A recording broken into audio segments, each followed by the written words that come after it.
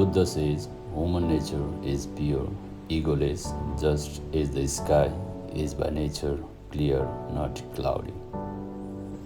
Clouds come and go, but the blue sky is always there. Clouds don't alter the fundamental nature of the sky.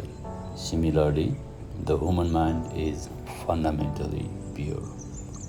The best, meaningful, and the productive time we have in our life is the time with nature. This weekend, we visited this wonderful nature in Singapore called MacRitchie Reservoir Park, and the destination we picked up is this Jelutong Tower.